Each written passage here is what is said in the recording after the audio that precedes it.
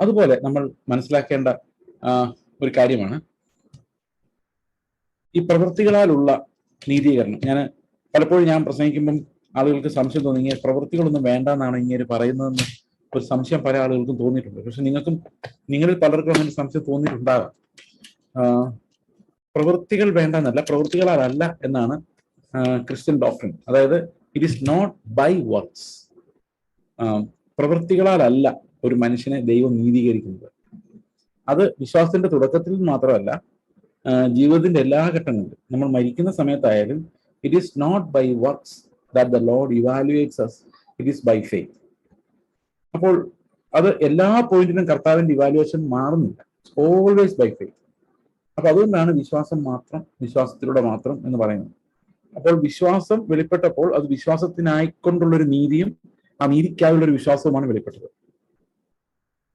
Okay, അപ്പോൾ ഇങ്ങനെ നമ്മൾ ഇതിനെക്കുറിച്ച് മനസ്സിലാക്കുമ്പോൾ എന്തുകൊണ്ട് പ്രവൃത്തികളല്ല എന്നുള്ളത് ഒരു വലിയ കോൺട്രവേഴ്സ്യൽ ആയിട്ടുള്ള കാര്യമാണ്.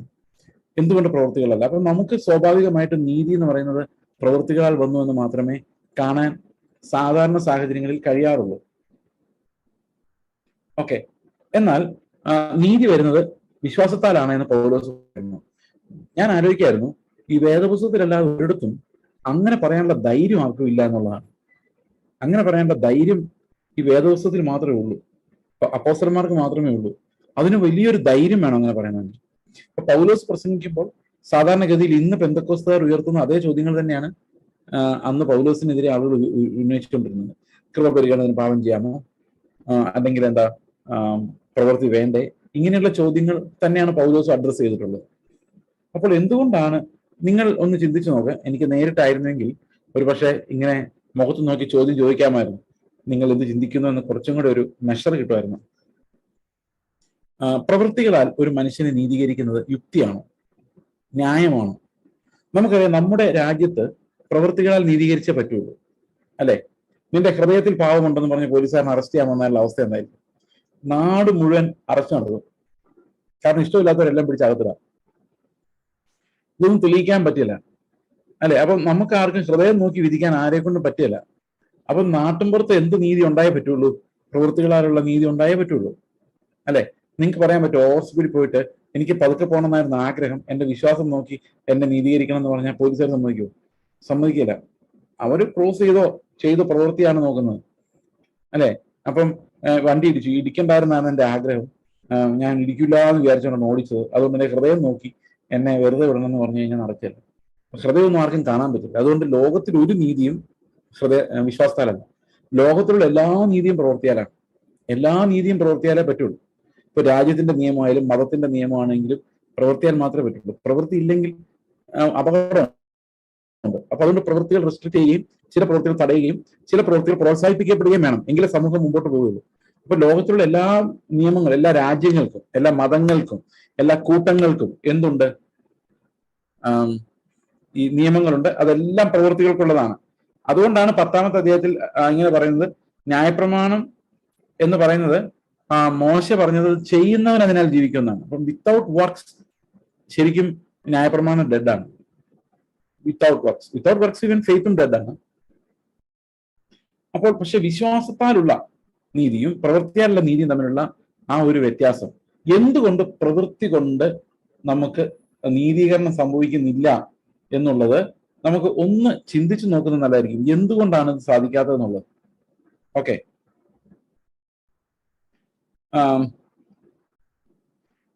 നമ്മളൊന്ന് ആലോചിച്ച് നോക്കിക്കഴിഞ്ഞാല്, ഒരു മനുഷ്യന്റെ ഹൃദയത്തിൽ ഇപ്പം എന്നോട് പറയാണ്, ചേച്ചി നീ അവനോട് കോപമായിട്ടിരിക്കരുത്, ക്ഷമിക്കണം, ക്ഷമിക്കാതെ വന്ന് അപ്പം മുറിക്കരുത്.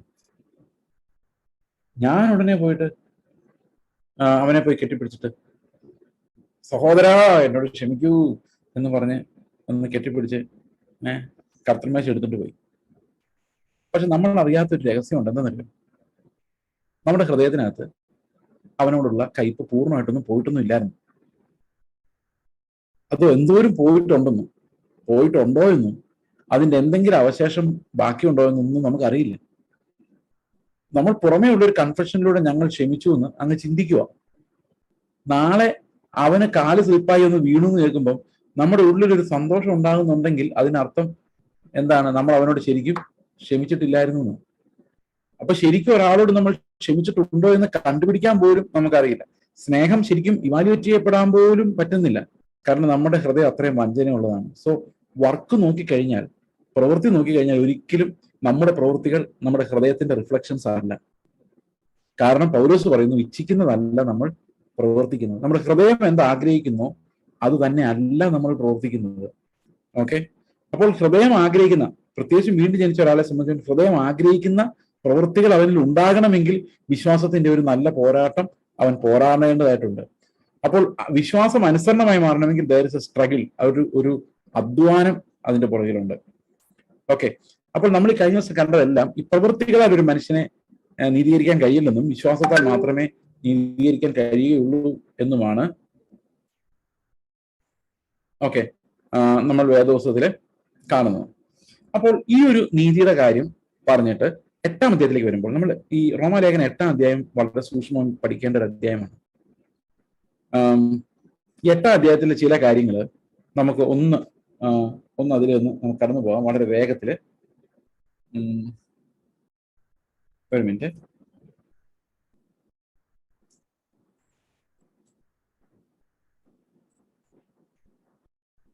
റോമാലേഖനം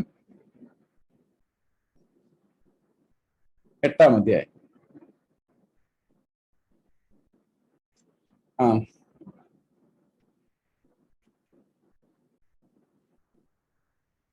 13-ാം വാക്യം.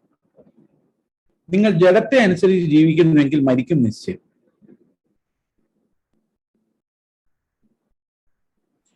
ആത്മാവിനാൽ ശരീരത്തിന്റെ പ്രവൃത്തികളെ മരിപ്പിക്കുന്നുവെങ്കിൽ നിങ്ങൾ ജീവിക്കും. ഒന്നും കൂടെ വായിക്കും. ഇന്നത്തെ ഒരു ചെറിയൊരു കുരുക്കുണ്ട്. നിങ്ങൾ ജഡത്തെ അനുസരിച്ച് ജീവിക്കുന്നുവെങ്കിൽ മരിക്കും നിശ്ചയം. ആത്മാവിനാൽ ശരീരത്തിന്റെ പ്രവൃത്തികളെ മരിപ്പിക്കുന്നുവെങ്കിലോ നിങ്ങൾ ജീവിക്കും. അപ്പൊ നമ്മൾ ജീവിക്കണമെങ്കിൽ എന്ത് ചെയ്യണം? ജഡത്തിന്റെ പ്രവൃത്തികളെ മരിപ്പിക്കണം, അല്ലെ? അപ്പോൾ ശരിക്കും ജീവിക്കണമെങ്കിൽ നമ്മൾ എന്ത് ചെയ്യണം? ജഡത്തിന്റെ പ്രവൃത്തികളെ മരിപ്പിക്കണം. നിങ്ങൾ എങ്ങനെ അത് ചെയ്യാൻ പോകുന്നത്? പ്രസംഗിക്കാൻ എളുപ്പമല്ലേ? ജഡത്തിന്റെ പ്രവൃത്തികളെ മരിപ്പിക്കണമെന്ന് പറയാൻ എളുപ്പമാണ്. എങ്ങനെ ചെയ്യും? എപ്പം മരിപ്പിക്കണം? രാവിലെ എഴുന്നേറ്റ് ഇന്ന് എന്റെ ജഡത്തിന്റെ പ്രവൃത്തികൾ മരിച്ചു കർത്താവെ ഇന്ന് മരിപ്പിക്കുന്നു, ഇതാ ഞാൻ മരിപ്പിക്കുന്നു, അങ്ങനെ മരിക്കുമോ?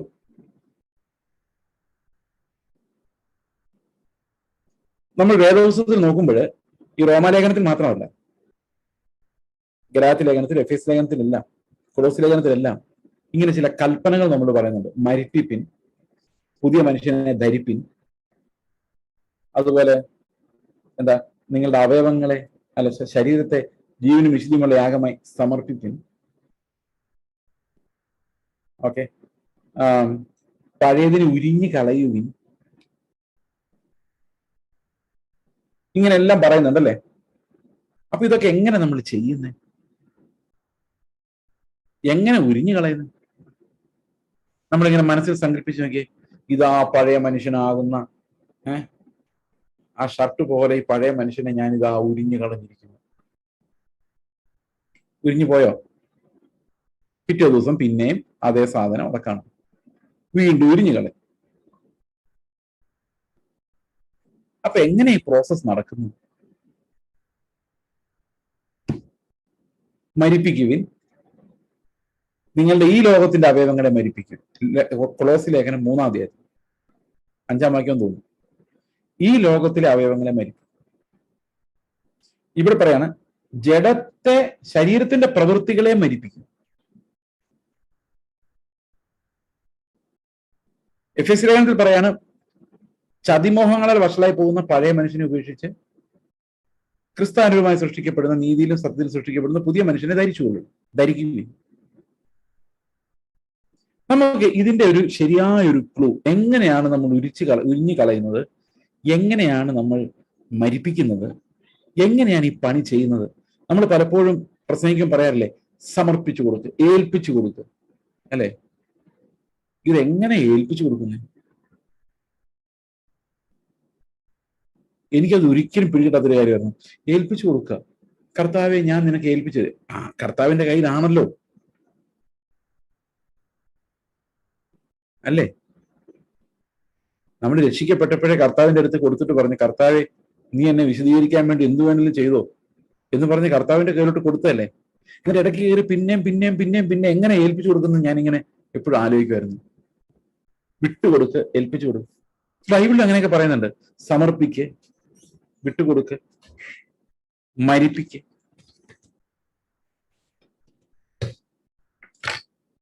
ഓക്കെ, അപ്പോ ഇങ്ങനെയൊക്കെ വേദപുസ്തകത്തിൽ നമുക്ക് കാണാൻ പറ്റുന്നുണ്ട്. ഓക്കെ, അപ്പോൾ ഇതെങ്ങനെയാണ് വർക്ക് ചെയ്യുന്നത് നമുക്ക് നോക്കാം. കൊളോസ് ലേഖനത്തിലാണ് ഇതിന്റെ ശരിക്കൊരു ക്ലൂ നമുക്കുള്ളത്. അതായത് എങ്ങനെയാണ് നമ്മൾ ഈ പഴയ മനുഷ്യനെ ഉരിഞ്ഞു കളയുന്നത്, എങ്ങനെയാണ് നമ്മൾ നമ്മുടെ അവയവങ്ങളെ മരിപ്പിക്കുന്നത്. നമ്മൾ മരിക്കുന്നതായിട്ട് ഇങ്ങനെ സങ്കല്പിച്ചാൽ മതി. അത് എല്ലാ ദിവസവും നമ്മളിങ്ങനെ മരിപ്പിക്കണം, എല്ലാ ദിവസവും നമ്മളിങ്ങനെ ഉരിഞ്ഞു കളഞ്ഞുകൊണ്ടിരിക്കണം. ഇതെന്തെങ്കിലും ഉരിഞ്ഞു കളഞ്ഞു തീരുവോ? നമ്മൾ ജീവിതകാലം മുഴുവൻ ഇങ്ങനെ ഉരിഞ്ഞു കളഞ്ഞുകൊണ്ടിരിക്കുവോ? അപ്പോൾ ശരിക്കും എന്താണ് ഈ പൗലോസ് 8-ാം അധ്യായത്തിൽ ഉദ്ദേശിക്കുന്നത് എന്നുള്ള കാര്യവും കൂടെ നമ്മൾ ഇതിന്റെ കൂടെ ചിന്തിക്കുകയാണെങ്കിൽ, ഇത് ഒരു വേദപഠനം എന്നുള്ളതിനേക്കാളും നമ്മുടെ വിശുദ്ധീകരണം എന്ന് പറഞ്ഞാൽ, നമ്മൾ ഇത്രയും നേരം റോമാലേഖനം പഠിച്ചതുപോലെയല്ല, ഒരു വിശുദ്ധീകരണത്തെ സംബന്ധിക്കുന്ന ഒരു ഉപദേശമായിട്ട് നമുക്കിതിനെ കാണാൻ കഴിയുമെന്ന് ഞാൻ വിചാരിക്കുന്നു. കൊളോസ് ലേഖനത്തിലാണ് ശരിക്കും എങ്ങനെയാണ് നമ്മൾ ഉരിഞ്ഞു കളയുന്നത് എന്നുള്ളതിന്റെ ഒരു സൂചന ലഭിക്കുന്നത്. നിങ്ങൾക്ക് അറിയാൻ താല്പര്യമുണ്ടോ ഇതെങ്ങനെ ഉരിഞ്ഞു കളയുന്നത്? നമ്മൾ ഈ പലപ്പോഴും സമർപ്പിക്കുന്നു, എങ്ങനെ ഏൽപ്പിച്ചു കൊടുക്കും, വിട്ടുകൊടുക്കുന്നു. പക്ഷെ വിട്ടുകൊടുത്താലും സംഗതി നമ്മുടെ കയ്യിൽ തന്നെ ഇരിക്കുന്നേ. അതുകൊണ്ട് പിന്നെയും വിട്ടുകൊടുക്കും, പിന്നെ സംഗതി അങ്ങ് വിടുന്നില്ല, പിന്നെ നമ്മുടെ കയ്യിൽ തന്നെ മരിപ്പിക്കുന്നു. പക്ഷെ ജനം മരിക്കുന്നില്ല, പിന്നെ നമ്മുടെ എന്ത് ചെയ്യും? അപ്പൊ ഇവിടെ നമുക്ക് ഉരിഞ്ഞു കളയുക എന്നുള്ള വിഷയം നമുക്ക് ആദ്യം നോക്കാം, പിന്നെ മരിപ്പിക്കുന്നുള്ളതിലേക്ക് വരാം. കൊളോസി ലേഖനം 2-ാം അധ്യായത്തില്, ഒരു മിനിറ്റ്,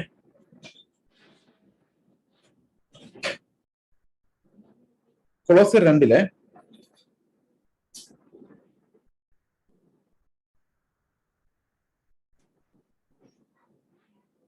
ഒരു മിനിറ്റ്, 9-ഉം 10-ഉം വാക്യങ്ങൾ വായിക്കാൻ ഞാൻ വായിക്കാം. അവനിലല്ലോ ദൈവത്തിന്റെ സർവ്വസമ്പൂർണതയും ദേഹരൂപമായി വസിക്കുന്നത്, എല്ലാ വാഴ്ചയ്ക്കും അധികാരത്തിനും തലയായ അവനിൽ നിങ്ങൾ പരിപൂർണരായിരിക്കുന്നു. അടുത്ത വാക്യം, അവനിൽ നിങ്ങൾക്ക് ക്രിസ്തുവിന്റെ പരിച്ഛേദനയാൽ ജഡശരീരം ഉരിഞ്ഞു കളഞ്ഞതിനാൽ തന്നെ, ഉരിഞ്ഞു കളയുമെന്നല്ല, അവിടെ എഴുതിയിരിക്കുന്നത് എന്താ? ഉരിഞ്ഞു കളഞ്ഞതിനാൽ തന്നെ കൈകൊണ്ടല്ലാത്ത പരിച്ഛേദനയും ലഭിച്ചു. ഓക്കെ, അപ്പൊ ഉരിഞ്ഞു കളഞ്ഞോണ്ടിരിക്കുവാണോ? കൽപ്പന എന്താണ്? ഉരിഞ്ഞു കളയുവിൻ. കൊളോസ്യ ലേഖനത്തിൽ എന്താ പറയുന്നത്? ഉരിഞ്ഞു കളഞ്ഞു. അപ്പൊ ഉരിഞ്ഞു കളഞ്ഞെങ്കിൽ പിന്നെ എന്തിനാ ഉരിഞ്ഞു കളയുവിൻ എന്നൊരു കൽപ്പന? ഇനി അടുത്തത്, സ്നാനത്താൽ നിങ്ങൾ അവനോടുകൂടി അടക്കപ്പെടുകയും അവനെ മരിച്ചവരുടെ ഇടയിൽ നിന്ന് ഉയർത്തെഴുന്നേൽപ്പിച്ച ദൈവത്തിന്റെ വ്യാപാര ശക്തിയുള്ള വിശ്വാസത്താൽ അവനോടുകൂടെ നിങ്ങളും ഉയർത്തെഴുന്നേൽക്കുകയും ചെയ്തു. മരിച്ചു, അടക്കപ്പെട്ടു, ഉയർത്തെഴുന്നേറ്റു.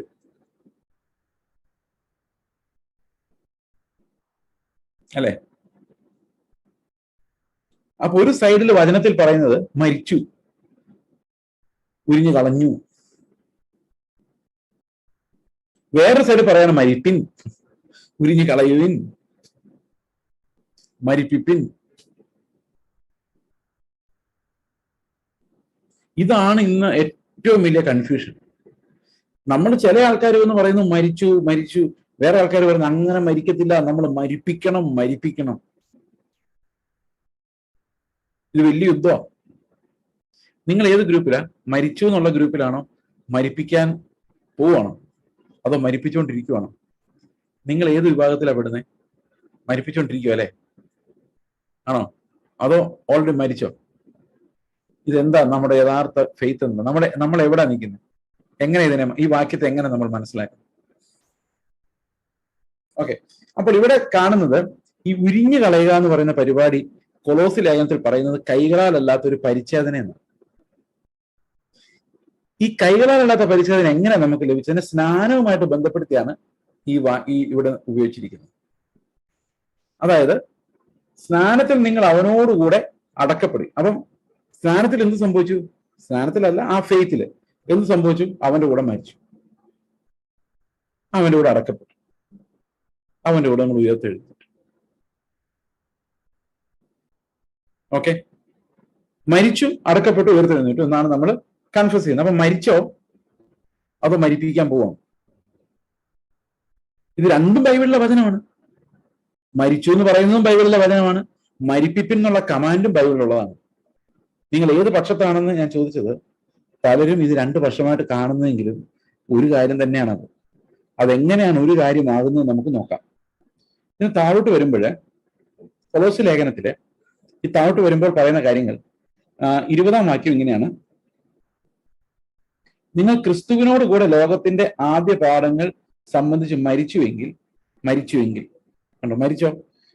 അപ്പൊ കൊലോസ്യ ലേഖനത്തില് പല പ്രാവശ്യം ഊന്നി പറഞ്ഞൊരു കാര്യമാണ് മരിച്ചു, അടക്കപ്പെട്ടു, ഉയർത്തെഴുന്നേറ്റ്. ഇനി 3-ാം അധ്യായത്തിന്റെ തുടങ്ങുന്നത് ഇങ്ങനെ തന്നെയാണ്: നിങ്ങൾ അവനോട് ഉയർത്തെഴുന്നേറ്റ്, നിങ്ങൾ മരിച്ചു. ഓക്കെ, അപ്പോൾ മരിച്ചുവെങ്കിൽ നിങ്ങൾ എന്ത് ചെയ്യരുത്? നിങ്ങൾ നിയമങ്ങൾ അനുസരിച്ചുള്ള ഒരു നീതിക്ക് വേണ്ടി ശ്രമിക്കരുത്. പകരം ഉയരത്തിലേക്ക് നോക്കി ക്രിസ്തുവിൽ മറഞ്ഞിരിക്കുന്ന ആ ജീവൻ വിശ്വാസത്താൽ ജീവിക്കണം. ഇതാണ് കൊലോസി ലേഖനം പറയുന്നത്. വേറെ ഭാഷയിൽ പറഞ്ഞാൽ,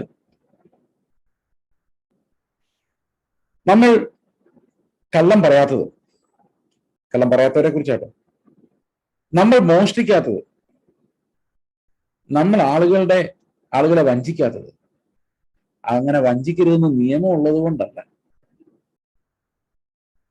നമ്മുടെ ഉള്ളിൽ സത്യമുള്ളത് കൊണ്ടാണ്.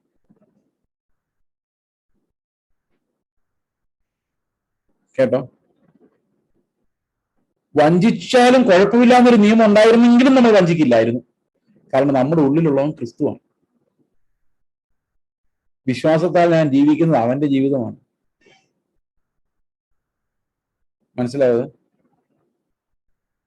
നിയമങ്ങൾ ഉള്ളത് കൊണ്ടല്ല, ക്രിസ്തു ഉള്ളിൽ വസിക്കുന്നത് കൊണ്ടാണ് ഞാൻ ആ കാര്യങ്ങൾ ചെയ്യാത്തത്. അവിടെ നിയമം ഉണ്ടോ ഇല്ലയോ എന്നുള്ളത് എനിക്ക് പ്രശ്നമല്ല. ഞാൻ അത് ചെയ്യില്ലാത്തതിന്റെ കാരണം എന്റെ ഉള്ളിൽ ക്രിസ്തു വസിക്കുന്നു. സകലത്തിന്റെയും തലയായ അവനിൽ നമ്മൾ സമ്പൂർണരായിരിക്കുന്നു.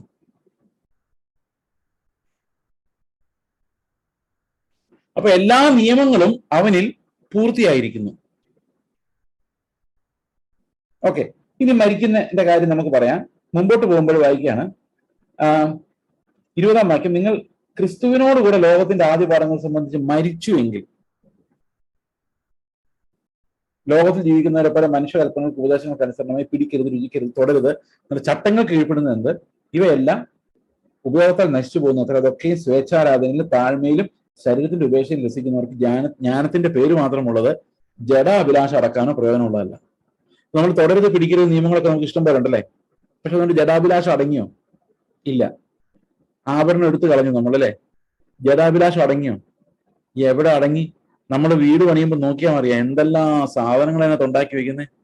ഒരു കല്യാണം നടത്തുമ്പോൾ അറിയാം എന്തൊക്കെ ഡെക്കറേഷൻസ് ആണ്, എന്തെല്ലാം എത്ര വിലയുള്ള വസ്ത്രങ്ങളാണ്. വസ്ത്രങ്ങൾ പിന്നെ പോട്ടെ, എന്തെങ്കിലും വിലപ്പോൾ ഉടുക്കാന്ന് വിചാരിക്കാം. ഒരു പ്രയോജനവുമില്ലാത്ത ഡെക്കറേഷൻസ്. എന്താ അങ്ങനെ ഈ മോഹം ഒരിക്കലും തീരുന്നില്ല, ജഡാഭിലാഷം ഒരിക്കലും അടങ്ങുന്നില്ല. പക്ഷെ കുറെ നിയമങ്ങൾ നമ്മൾ വെച്ചിട്ടുണ്ട്.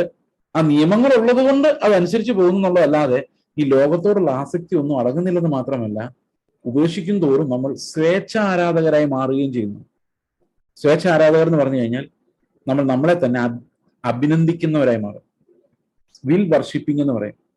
അതിന്റെ യഥാർത്ഥത്തിൽ അത് വിൽ വർഷിപ്പിംഗ് ആണ്. വിൽ വർഷിപ്പിംഗ് എന്ന് പറഞ്ഞു കഴിഞ്ഞാൽ എന്റെ വിൽ പവറിനെ ഞാൻ ആരാധിക്കുന്നു, ബഹുമാനിക്കുന്നു. അപ്പോൾ ഇപ്പൊ ഒരു ഭയങ്കര നീതിമാനായ ഒരു മനുഷ്യൻ നിങ്ങളുടെ ഇടയിൽ ഉണ്ടെന്നിരിക്കട്ടെ. അപ്പൊ ഞാൻ അതിന് വേറൊരു ഉദാഹരണം പറയാം. ഞാനൊരു ചർച്ചിൽ പണ്ട് പ്രസംഗിക്കാൻ വേണ്ടി പോയി. 3 ദിവസം പ്രസംഗം കഴിഞ്ഞപ്പം എന്നെ പ്രസംഗിക്കാൻ ആ സഭയിലേക്ക് റെക്കമെൻഡ് ചെയ്ത ഒരു സഹോദരൻ അവിടുത്തെ പാസ്റ്ററെ വിളിച്ചു ചോദിച്ചു, എങ്ങനെ ഉണ്ടായിരുന്നു പ്രസംഗം, ക്ലാസ്സുകൾ? അപ്പൊ പുള്ളി പറഞ്ഞു, വളരെ നല്ല ക്ലാസ്സുകളായിരുന്നു പാസ്റ്ററെ, പക്ഷേ 3 ദിവസം കഴിഞ്ഞിട്ട് ഞങ്ങൾ എന്താ ചെയ്യേണ്ടതെന്ന് ആ പുള്ളി പറഞ്ഞില്ല. അതായത് 3 ദിവസം വരെ ക്ലാസ് എടുത്തിട്ടും അവരോട് എന്താ ചെയ്യേണ്ടതെന്ന് ഞാൻ പറഞ്ഞില്ല. ഞാൻ എൻ്റെ സഭയിൽ പഠിപ്പിക്കാൻ തുടങ്ങിയിട്ട് 6 വർഷമായി. ഇന്നേ വരെ അവരെന്താ ചെയ്യേണ്ടതെന്ന് ഞാൻ പറഞ്ഞിട്ടില്ല. നിങ്ങളുടെ പ്രസംഗങ്ങൾ ശ്രദ്ധിച്ചാൽ അറിയാം, ഒരു പ്രസംഗത്തിലും നിങ്ങൾ ഇത്ര നേരം പ്രാർത്ഥിക്കണമെന്നോ, ഇത്ര നേരം ബൈബിൾ വായിക്കണമെന്നോ, ഇത്ര ഇന്ന കാര്യങ്ങൾ ചെയ്യണമെന്നോ ഞാൻ പറഞ്ഞിട്ടില്ല. അതിന്റെ കാരണം നിങ്ങൾ ചെയ്യണ്ടെന്നുള്ള അർത്ഥത്തിലല്ല. അതൊരു കൽപ്പനാനുസരണമായിട്ടല്ല, അത് ഹൃദയത്തിൽ നിന്ന് വരത്തക്ക രീതിയിൽ ക്രിസ്തുവിന്റെ ജീവൻ നമ്മളിൽ വ്യാപിക്കുകയാണ് വേണ്ടത്. അപ്പൊ ക്രിസ്തുവിന്റെ ജീവൻ നമ്മളിൽ വ്യാപരിക്കുമ്പോൾ നമ്മുടെ സഹോദരൻ എങ്ങനെ ഇരിക്കുന്നു അറിയാൻ വേണ്ടി ഞായറാഴ്ച അല്ല വെള്ളിയാഴ്ച നമുക്ക് പോകാനൊരു തിടുക്കം ഉണ്ടാകുന്ന സ്നേഹം കൊണ്ടാണ്, അത് കൽപ്പന ഉള്ളതുകൊണ്ടല്ല. ഞാൻ പറയുന്നതിന്റെ വ്യത്യാസം നിങ്ങൾക്ക് മനസ്സിലായെന്ന് ഞാൻ വിചാരിക്കുന്നു. അപ്പോൾ ക്രിസ്തു നമ്മുടെ ഉള്ളിൽ വസിക്കുമ്പോൾ കൽപ്പനകൾക്കെല്ലാം അതീതമായൊരു നീതി നമുക്ക് ലഭിക്കും. ഇവിടെ പറയാണ്, നമ്മൾ ഒരു കാര്യം ജഡം കൊണ്ട് ചെയ്യുമ്പോൾ ജഡാഭിലാഷം അടങ്ങുകയല്ല ചെയ്യുന്നത്, ജഡം കൂടുതൽ ശക്തമാവുകയാണ് ചെയ്യുന്നത്. അടുത്ത വാക്യത്തിൽ പറയാണ്, ജഡാഭിലാഷം ഇങ്ങനൊന്നും അടങ്ങില്ല. ഓക്കെ, നമ്മൾ നമ്മുടെ ജഡത്തെ തൃപ്തിപ്പെടുത്താൻ വേണ്ടി ചെയ്യുന്ന പണികൾ വളരെയധികമാണ്. ജഡാഭിലാഷം നമുക്ക് അടങ്ങുന്നില്ല. കള്ളം പറയുന്നത് എന്തിനാ? നമ്മൾ എന്തിനാ കള്ളം പറയുന്നത്? ഭയമുള്ളതുകൊണ്ടാണ്. നമ്മുടെ ജഡത്തോട്, നമ്മുടെ ശരീരത്തോട്, നമ്മുടെ ജീവനോട് ഭയങ്കര സ്നേഹമുള്ളതുകൊണ്ടാണ്. പൊങ്ങച്ചം പറയുന്ന പോലെ ഒരു ഭയത്തിൽ നിന്നാണ് വരുന്നത്. നമ്മുടെ പഴയ ജഡജീവിതത്തിൽ നിന്നാണ് അത് വരുന്നത്. എന്റെ സ്ഥാനം പോകുമോ, എന്നെ ആൾക്കാർ കുറച്ച് കാണുമോ എന്നുള്ള പേടി കൊണ്ടാണ് പൊങ്ങച്ചം ഉണ്ടാകുന്നത്. ഇതെല്ലാം ജഡത്തോടുള്ള സ്നേഹമാണ്. അപ്പോൾ ഒരു കാര്യം നമ്മൾ നിയന്ത്രിച്ചാലും ആ ജഡത്തെ നമ്മൾ കൂടുതൽ സ്നേഹിക്കുക ചെയ്യും. നിങ്ങൾക്കറിയാം, ഒരു നല്ല ജഡമാകുമ്പോൾ നമുക്ക് നമ്മളെ കുറിച്ച് ഒരു മതിപ്പാണ്. ഈ ജഡത്തിന് നന്മ ചെയ്യാനും തിന്മ ചെയ്യാനും പറ്റും. ഓക്കെ, അപ്പോൾ ഇങ്ങനെ ഇതൊക്കെ സ്വേച്ഛാരാധനയിലും താഴ്മയിലും ശരീരത്തിന്റെ ഉപേക്ഷണത്തിലും രസിക്കുന്നവർക്ക് ജ്ഞാനത്തിന്റെ പേര് മാത്രമുള്ളത്. ജഡാഭിലാഷം അടക്കാൻ ഈ വക നിയമങ്ങൾ കൊണ്ട് കഴിയില്ല. അതുകൊണ്ട് എങ്ങനെയാണ് ജഡാഭിലാഷം അടക്കാൻ പറ്റുന്നത്? അടുത്ത വാക്യം 3-ാം അധ്യായം ഇങ്ങനെ പറയുന്നു,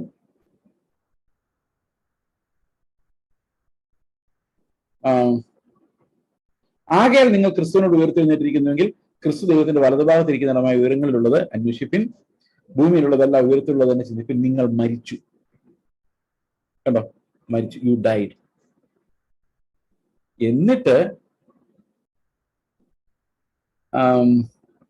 5-ാം വാക്യത്തിൽ പറയാണ്, ആകയാൽ ദുർനടപ്പ്, അശുദ്ധി, അതിരാഗം, ദുർമോഹം, വിഗ്രഹാരാധന, അത്യാഗ്രഹം, ഇങ്ങനെ ഭൂമിയിലുള്ള നിങ്ങളുടെ അവയവങ്ങളെ മരിപ്പിപ്പിൻ. ഇത്ര നേരം എന്താ പറഞ്ഞുകൊണ്ടിരുന്നത്? മരിച്ചു. ഇപ്പൊ എന്താ പറയുന്നത്?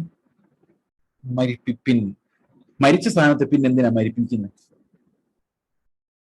ഓൾറെഡി മരിച്ച സാധനത്തെ, ഓൾറെഡി ചത്ത പാമ്പിനെ പിന്നെ എന്തിനാണ് വീണ്ടും വീണ്ടും തല്ലുന്നത്? അപ്പൊ എന്താണ് ഈ മരിപ്പിപ്പിൻ എന്നുള്ളതുകൊണ്ട് ഉദ്ദേശിക്കുന്നത്? ജഡാഭിലാഷം എങ്ങനെ അടങ്ങുന്നത്? ഉയരത്തിലേക്ക് നോക്കുമ്പോഴാണ്, അല്ലെ? പുനരുത്ഥാനത്തിന്റെ ശക്തിയിൽ നമ്മൾ എപ്പോഴാണ് നടക്കുന്നത്? യേശുവിന്റെ മരണത്തിന്റെ പങ്കാളിത്തം വഹിക്കുമ്പോഴാണ്. നമ്മൾ പുതിയ ജീവൻ അനുഭവിക്കുന്ന എപ്പോഴാണ്? അവന്റെ മരണത്തിന്റെ കൂട്ടായ്മയോട് ചേരുമ്പോഴാണ്. അപ്പൊ ശരിക്കും പറഞ്ഞാൽ നമ്മുടെ അവയവങ്ങൾ മരിക്കുന്ന എങ്ങനെയാണ്? നമ്മൾ അവന്റെ മരണത്തിൽ പങ്കാളികളാകുമ്പോഴാണ്. അല്ലാതെ നമ്മൾ മരിപ്പിക്കുന്നതല്ല. ആ യേശുവിന്റെ കൂടെ അന്ന് മരിച്ച മരണം, ഒറ്റ മരണമുള്ളൂ, ഒറ്റ ഉരിഞ്ഞുകളയലേ ഉള്ളൂ, ഒറ്റ സർക്കംസിഷനേ ഉള്ളൂ, ഒറ്റ പരിശോധനയേ ഉള്ളൂ, അല്ലെ? അത് ഇന്ന് ഞാൻ എങ്ങനെയാണ് ആ മരണം അനുഭവിക്കുന്നത്? എങ്ങനെയാണ് ആ ഉരിഞ്ഞു കളയൽ ഞാൻ അനുഭവിക്കുന്നത്? ഇത് ഫെയ്ത്ത് ആണ്. അതായത് ഇവിടെ പറയുന്നത് നമ്മൾ സ്വർഗത്തിലാണ് ഇരിക്കുന്നത്, പക്ഷെ നമ്മൾ അങ്ങനെ കാണുന്നില്ല. ജഡശരീരം ഉരിഞ്ഞു കളഞ്ഞതാണ്, പക്ഷെ നമ്മളിപ്പോഴും ധരിക്കുന്നവരാണ് നമ്മൾ കാണുന്നത്.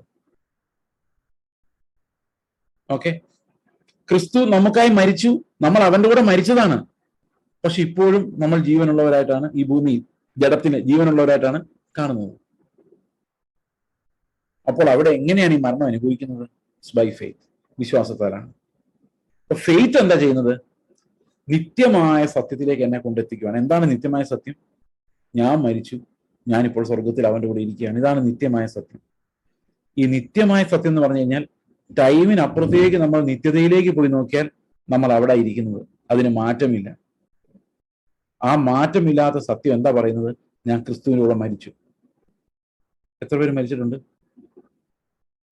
അത് ഞാൻ വിശ്വസിക്കുമ്പോൾ ഈ ഭൂമിയിൽ ഞാൻ താമസിക്കുമ്പോഴുള്ള എൻ്റെ അവയവങ്ങൾ മരണം അനുഭവിക്കും. എപ്പോഴാണ് മരണം അനുഭവിക്കുന്നത്? ഞാൻ ഉയരത്തിലേക്ക് നോക്കുമ്പോൾ, ക്രിസ്തുവിലേക്ക് നോക്കുമ്പോൾ. ഇതേ കാര്യം തന്നെയാണ് എല്ലാ ലേഖനങ്ങളിലും ആവർത്തിച്ചിരിക്കുന്നത്. It is a faith action. നമ്മൾ റോമാലേഖനം 12-ാം അധ്യായത്തിൽ പറയുന്നത് എങ്ങനെയാണെന്നറിയാമോ? സമർപ്പിക്കുവിൻ എന്ന് പറഞ്ഞിട്ട് അതിന്റെ താഴെ പറഞ്ഞിരിക്കുന്നത് മനസ്സ് പുതുക്കി രൂപാന്തരപ്പെടുവിൻ. ശരീരങ്ങളെ യാഗമായി സമർപ്പിക്കണം. എന്ത് ചെയ്യണം? മനസ്സ് എങ്ങോട്ട് തിരിയണം? സ്വർഗത്തിലേക്ക് തിരിയണം. ലോകത്തിന് അനുരൂപമാകരുത്. ഇപ്പൊ ലോകത്തിലേക്ക് നോക്കാതെ കർത്താവിങ്കിലേക്ക് നോക്കുമ്പോൾ അവന്റെ തേജസ് നമുക്ക് മനസ്സിലാകുമ്പോൾ, അവന്റെ മഹത്വം നമ്മൾ കാണുമ്പോൾ നമുക്ക് ഈ ലോകത്തിലുള്ളതെല്ലാം ദ്രവിച്ചതായും നശിച്ചതായും വേണ്ടാത്തതായിട്ടും തോന്നും. അങ്ങനെയാണ് നമ്മുടെ ജഡാഭിലാഷം അടങ്ങുന്നത്. അപ്പൊ ജഡാഭിലാഷം അടങ്ങാൻ നമ്മൾ എങ്ങോട്ട് നോക്കണം? ഉയരത്തിലെ തേജസ്സിനെ നോക്കണം. ആ തേജസ് നമുക്ക് തന്നിരിക്കുന്ന എന്തിനാ? ആ ഞരക്കം നമുക്ക് തന്നിരിക്കുന്നത് എന്തിനാ? ഈ ലോകത്തിന്റെ മായയിൽ നിന്ന് നമ്മൾ രക്ഷപ്പെടാൻ വേണ്ടിയാണ്. അപ്പോൾ ഇനി റോമാലേഖന 8-ാം അധ്യായത്തിൽ നമ്മൾ വായിച്ച വാക്യത്തിന് ഒരു അർത്ഥവും കൂടിയുണ്ട്. അതും ഞാൻ നിങ്ങളോട് പറയുവാൻ ആഗ്രഹിക്കുന്നത്. റോമാലേഖന 8-ാം അധ്യായം നമുക്ക് ഒന്നുകൂടെ എടുക്കാം. 8-ാം അധ്യായത്തിൽ നമ്മൾ വായിച്ച വാക്യത്തിലേക്ക് നമുക്ക് ഒന്നുകൂടെ വരാം. അത്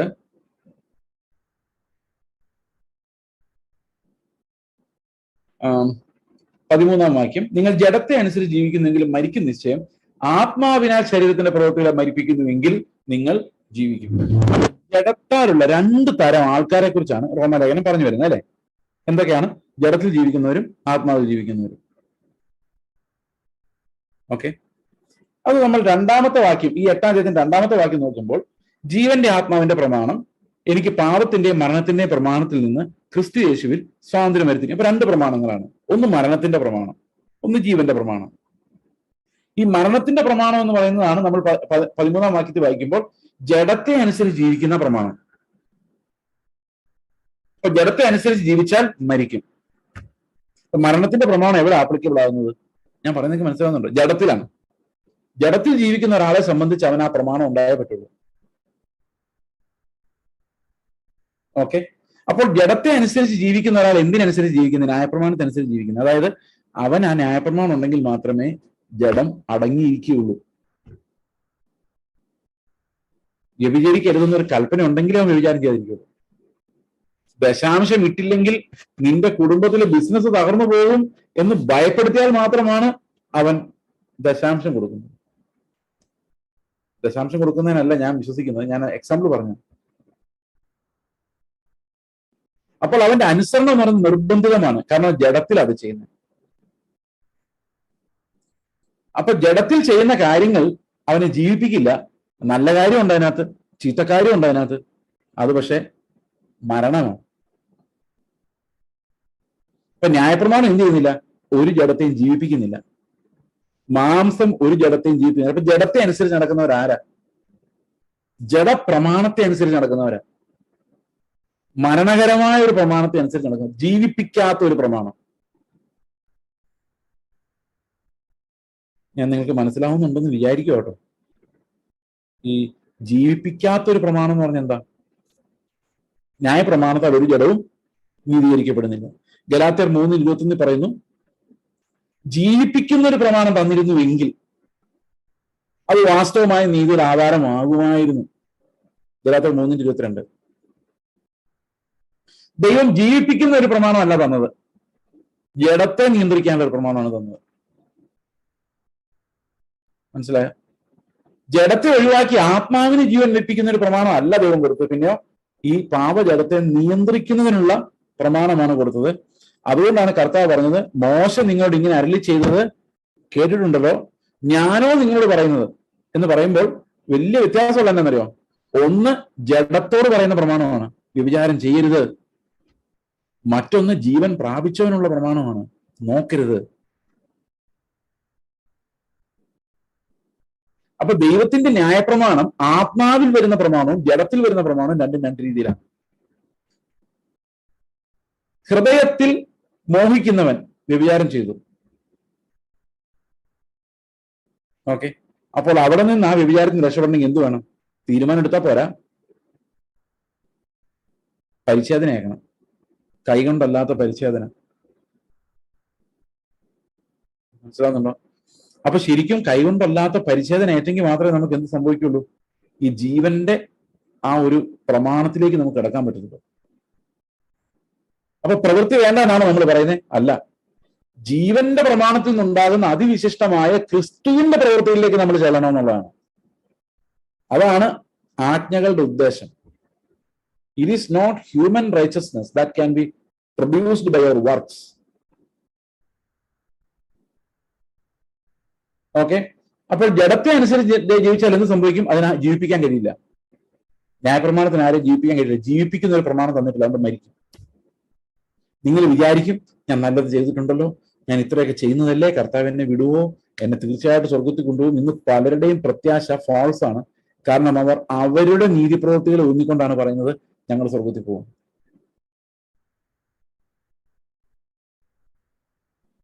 പ്രത്യാശ ഇല്ലാത്ത ഒരു കൂട്ടം,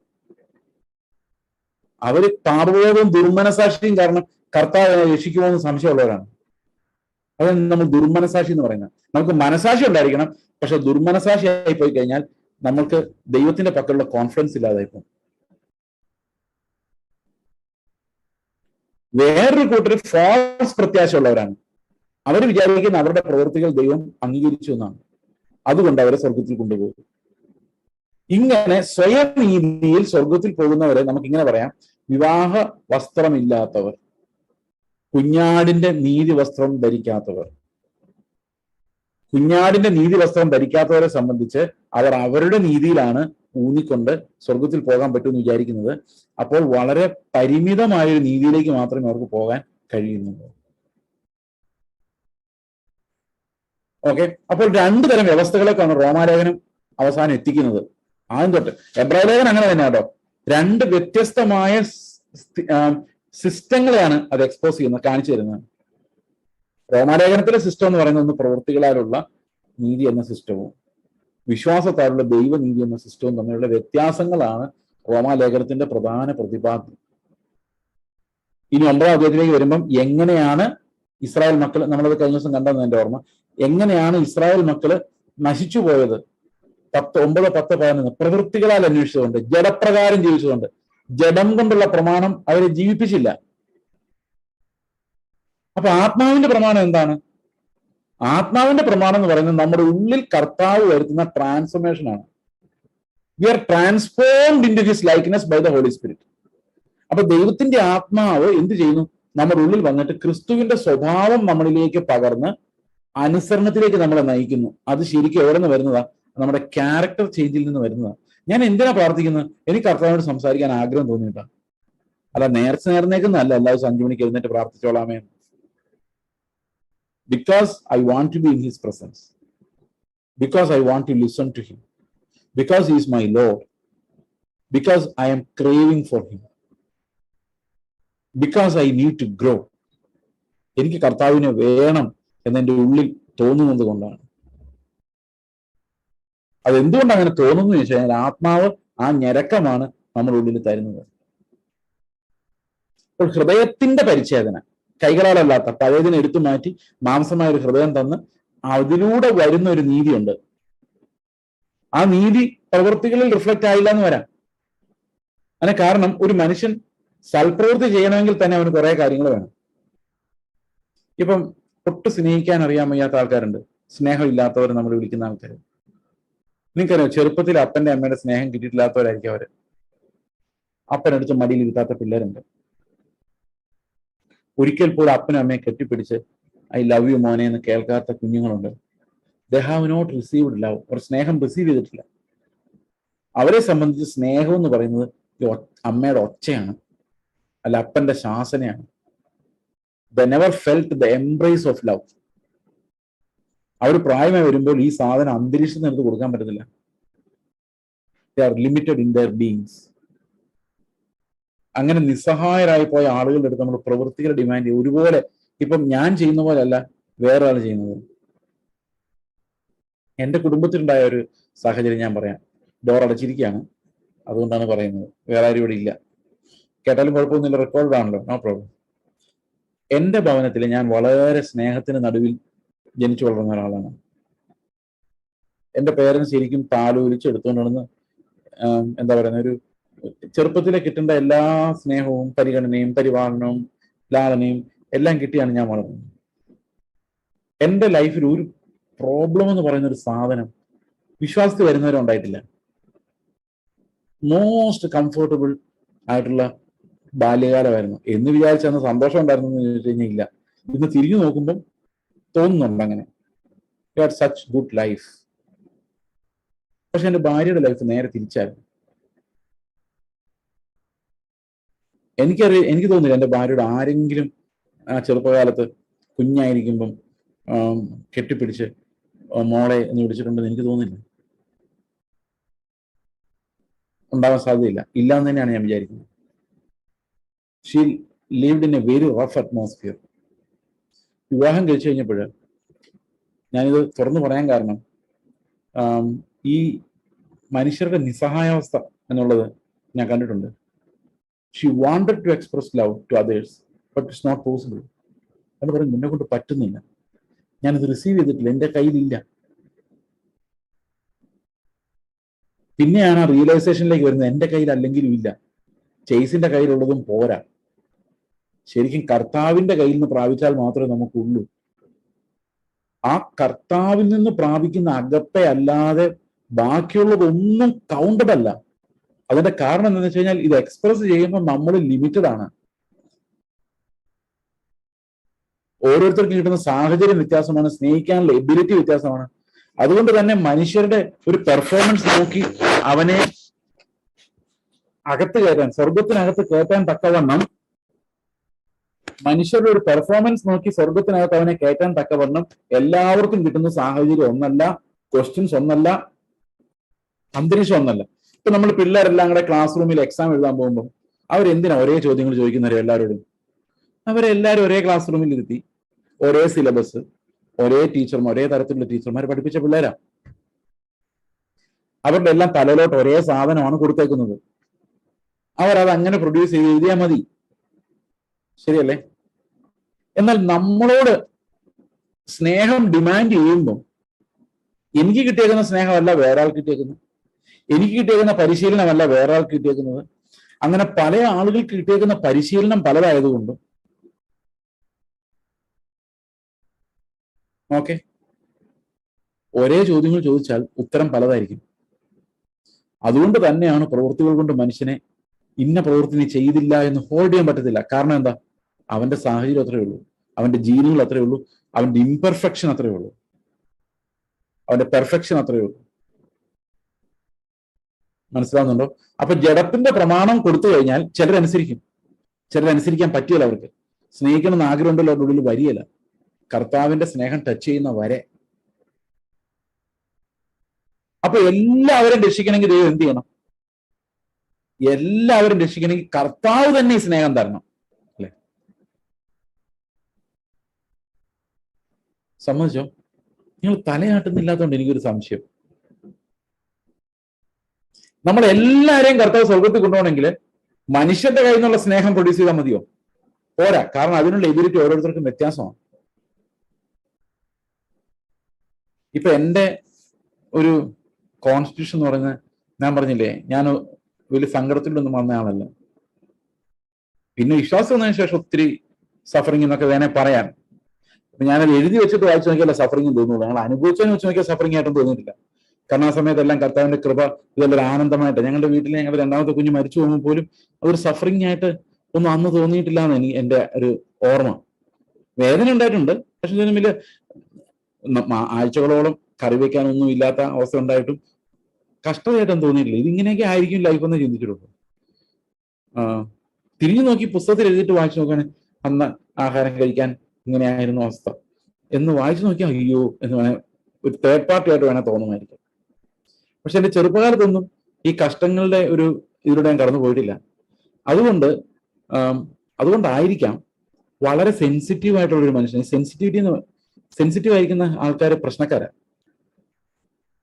ആ ജഡം ഭയങ്കര സ്ട്രോങ് ആണ്, സെൻസിറ്റീവ് ആണ്, ഹ്യൂമൻ സെൻസിറ്റിവിറ്റി. അതൊരു ജഡത്തിന്റെ സ്ട്രെങ്ത് ആണ് കാണിക്കുന്നത്. ഞാൻ ഭയങ്കര സ്ട്രോങ് ആയിട്ടുള്ള ഒരു ജഡം ഉണ്ടായിരുന്ന ആളാണ്. എന്നെ മാനസാന്തരപ്പെടുത്താൻ കർത്താവ് ഒത്തിരി കഷ്ടപ്പെട്ടിട്ടുണ്ടെന്ന് ഞാൻ പലപ്പോഴും ഓർക്കാറുണ്ട്. അത് ഈ ഒരു മനുഷ്യന്റെ capacity to express human emotions differ from one person to person. ആ കപ്പാസിറ്റി അവന്റെ കപ്പാസിറ്റി അല്ലത്, ആ ഡിറൈവ്ഡാ. എങ്ങനെ പറയണേ? ഓക്കെ, ഇപ്പൊ എനിക്ക് സ്നേഹിക്കാനുള്ള കപ്പാസിറ്റി എന്ന് പറയുന്നത് എന്റെ ജനറ്റിക് കോൺസ്റ്റിറ്റ്യൂഷനും ഞാൻ വളർന്ന അന്തരീക്ഷത്തെ ആസ്പദമാക്കി ഇരിക്കുന്നത്. അപ്പൊ ഓരോരുത്തർക്കും വ്യത്യസ്തമായ സ്ഥിതിക്ക് എങ്ങനെയാണ് ഒരേ ചോദ്യം ചോദിക്കുന്നത്? ഒരേ ചോദ്യം ചോദിക്കണമെങ്കിൽ എന്ത് ചെയ്യണം? എല്ലാവർക്കും ഈ സ്നേഹം കർത്താവ് ഒരുപോലെ കൊടുക്കണം, എന്നിട്ട് ചോദിക്കാൻ പറ്റുള്ളൂ. ശരിയല്ലേ? അപ്പൊ നമ്മളെ വിശുദ്ധരാക്കണമെങ്കിൽ ഈ സ്നേഹം ആര് തരണം? എന്റെ അപ്പൻ തന്നിട്ട് ഞാൻ സ്നേഹിക്കൂല, എന്റെ മക്കള് തന്നിട്ട് ഞാൻ സ്നേഹിക്കൂല. ആര് തന്നാലേ എനിക്ക് ശരിക്കും സ്നേഹം ഉണ്ടാവുള്ളൂ? കർത്താവ് തന്നാലേ ഉണ്ടാവുള്ളൂ. അപ്പൊ കർത്താവിന്റെ ആത്മാവ് തന്നെ നമ്മൾ വിശുദ്ധീകരിച്ചെങ്കിൽ മാത്രമേ ദൈവത്തിന് നമ്മെ സ്വർഗത്തിൽ പ്രവേശിപ്പിക്കാൻ പറ്റുള്ളൂ. ഞാനൊന്ന് ശ്വാസം വിടട്ടെ. ഇത് പറഞ്ഞ് എത്തിച്ചോന്ന് എനിക്ക് തന്നെ അറിയത്തില്ല. എന്റെ ഉള്ളിൽ ഇത് കിടപ്പുണ്ട്. നിങ്ങൾ എന്തുമാത്രം ഇത് കമ്മ്യൂണിക്കേറ്റഡ് ആയി എന്നുള്ള കാര്യത്തിലാണ് എനിക്ക് ആശങ്കയുള്ളത്. ഓക്കെ, അത് വേണ്ട. നമ്മൾ ക്ലാസ് റൂമിൽ ഒരു എക്സാമ്പിൾ എടുക്കാം. നിങ്ങൾക്ക് മനസ്സിലായോ എന്ന് സംശയം തോന്നുന്നു, പിന്നെ എക്സാമ്പിൾ എടുക്കും. ഈ ക്ലാസ് റൂമിൽ എക്സാമ്പിൾ എടുത്തു കഴിഞ്ഞാൽ ചില പിള്ളേർ ഒട്ടും പഠിക്കില്ല, ചില പിള്ളേർ നല്ലപോലെ പഠിക്കും. ഇതെങ്ങനെ സംഭവിക്കുന്നു? എന്തുകൊണ്ടാണ്? ഇത് ചില കുഞ്ഞുങ്ങൾ ജനിക്കുമ്പോഴേ അവർക്ക് ലേണിംഗ് ഡിസോർഡർ ഉണ്ടായിരിക്കും, ഡിസ്ലെക്സിയ എന്ന് പറയും. അവർക്കും മറ്റുള്ളവർക്കും എല്ലാം ഒരേ പാഠമാണ് കൊടുക്കുന്നത്, പക്ഷെ അവരുടെ കഴിവുകൾ പലതാണ്. ഓക്കെ, അതുപോലെ തന്നെ ഒരു നീതി പ്രമാണം നമുക്ക് കർത്താവ് തരുമ്പോൾ, മോശയിലൂടെ തരുമ്പോൾ, നമുക്കത് അനുസരിക്കാനുള്ള കഴിവ് പല രീതിയിലാണ്. അപ്പോൾ ലോകത്തിലെ മാർക്ക് അനുസരിച്ച് അവനെ നമുക്ക് തള്ളിക്കളയാം, പക്ഷെ കർത്താവിനെ എങ്ങനെ തള്ളിക്കളയാൻ പറ്റില്ലാത്തതിന്റെ കാരണം ഈ ഓരോരുത്തർക്കും ഉണ്ടായ വ്യത്യസ്തത കർത്താവ് അക്കൗണ്ടിലോട്ട് എടുക്കുന്നു എന്നുള്ളതുകൊണ്ടാണ്. അതുകൊണ്ട് കർത്താവ് പറയുന്നു, ഞാൻ നിങ്ങളെ രക്ഷിച്ചോളാം, നിന്റെ കയ്യിലുള്ള സാധനങ്ങൾ വെച്ചല്ല, എന്റെ കയ്യിലുള്ള സാധനങ്ങൾ വെച്ച്. അതെങ്ങനെയുണ്ട് ഐഡിയ? അപ്പൊ കർത്താവ് നമ്മളെ രക്ഷിക്കണമെങ്കിൽ പുത്രൻ തന്നെ നമുക്ക് വരണമായിരുന്നു, ജീവിപ്പിക്കുന്ന ആത്മാവാകണമായിരുന്നു. അതുകൊണ്ടാണ് പറയുന്നത്, ആത്മാവിനെ അനുസരിച്ച് നടക്കുന്ന നമ്മിൽ ദൈവത്തിന്റെ ന്യായപ്രമാണം നിറവേറും. ജഡത്തെ അനുസരിച്ച് നടക്കുന്ന നമ്മിൽ അത് നിറവേറില്ല. കാരണം ജഡം കൊണ്ട് ജീവിപ്പിക്കുന്ന ഒരു പ്രമാണം ഉണ്ടാകുന്നില്ല. നിങ്ങൾക്ക് എന്തെങ്കിലും സംശയങ്ങൾ ഉണ്ടെങ്കിൽ ചാറ്റിൽ ചോദിക്കാം. അപ്പോൾ ആത്മാവിന്റെ പ്രമാണം നമുക്ക് വന്നു കഴിയുമ്പം നമ്മൾ ദൈവത്തിന്റെ മക്കളായി, ജീവനിലേക്ക് കടന്നു. അപ്പൊ അതെല്ലാ മനുഷ്യരുടെ ഉള്ളിൽ ഈ അകപ്പെ ദാനം ചെയ്യപ്പെട്ടിരിക്കുന്നു. നിങ്ങളിൽ ആർക്കെങ്കിലും കർത്താവിന്റെ സ്നേഹം കിട്ടാത്തതായിട്ടുണ്ടോ?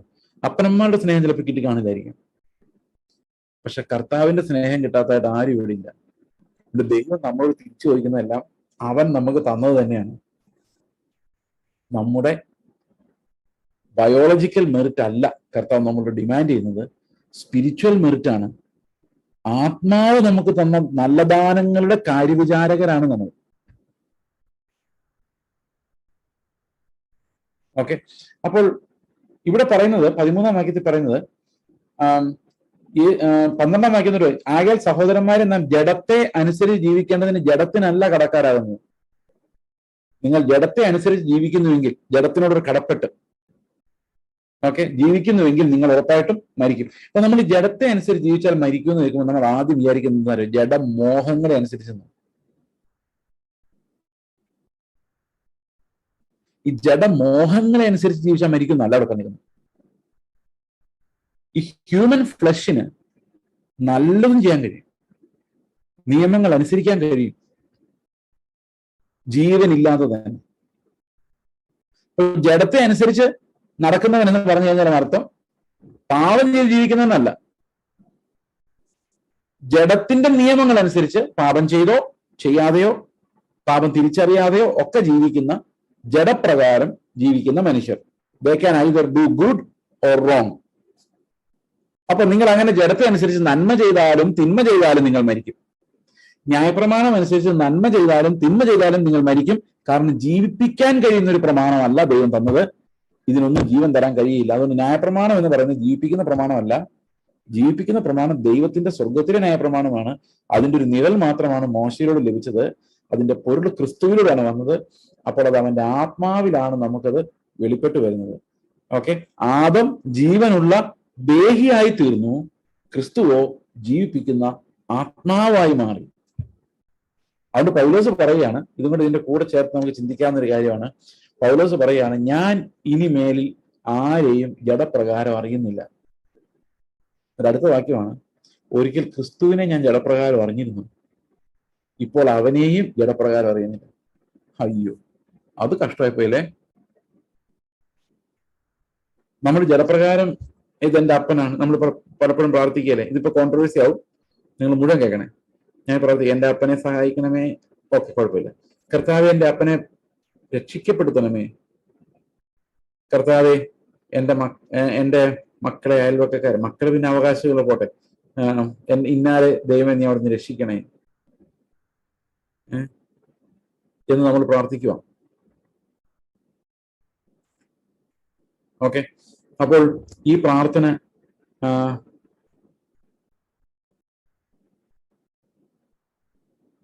ഈ പ്രാർത്ഥന കർത്താവ് കേൾക്കണമെങ്കിൽ ഞാൻ എന്ത് ചെയ്യണം?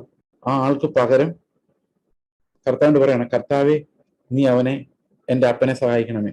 പക്ഷെ അപ്പന് എന്റെ അപ്പനെന്നോ അല്ല, ദൈവത്തിന് എന്റെ അപ്പനെന്നോ അവന്റെ അപ്പനെന്നോ വല്ലതും ഉണ്ടോ? ഇല്ല. ഞാൻ പറഞ്ഞോണ്ട് നിങ്ങൾക്ക് വിഷമം തോന്നരുത്. കുറെ മുമ്പോട്ട് പോയി കഴിയുമ്പോൾ ഞാൻ ദൈവത്തിന്റെ ആംഗിളിൽ ചിന്തിച്ചു നോക്കി, ദൈവത്തിന്റെ ആംഗിളിൽ നിർദ്ദേശം ചിന്തിച്ചു നോക്കി. എന്റെ അപ്പൻ, എന്റെ മകൻ, എന്റെ സഹോദരങ്ങൾ, ഞാൻ എല്ലാം ദൈവത്തെ ഉപദ്രവിച്ചുകൊണ്ടിരിക്കുന്ന പാപികളാണ്, ശത്രുക്കളാണ്. അതാണ് ആത്മാവിൽ നമ്മൾ നോക്കി കഴിയുമ്പോൾ എല്ലാം ഒരുപോലെ. ജഡത്തിൽ നോക്കി കഴിയുമ്പം അതെന്റെ അപ്പൻ, ഇതെന്റെ ചേട്ടൻ, ഇതിന്റെ അനിയത്തി, എന്റെ ചേച്ചി, എന്തൊരു സ്നേഹം, കർത്താവരെ രക്ഷിക്കണേ. അത് സത്യമാട്ടോ, അതിനകത്ത് ഒരു കുറവില്ല. ഞാൻ തന്നെ എതിര് പറയുമല്ല കേട്ടോ.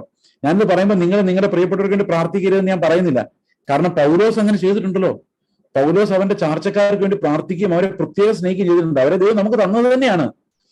പക്ഷേ ജഡപ്രകാരം ആണ് നമ്മൾ അതിനെ ഇവാലുവേറ്റ് ചെയ്യുന്നത്. എന്നിട്ട് അവസാനം പറയാണ്, കർത്താവ് പറഞ്ഞില്ലേ, ആരാണ് എന്റെ അമ്മ, ആരാണ് എന്റെ സഹോദരന്മാർ എന്ന് പറയുന്നില്ലേ.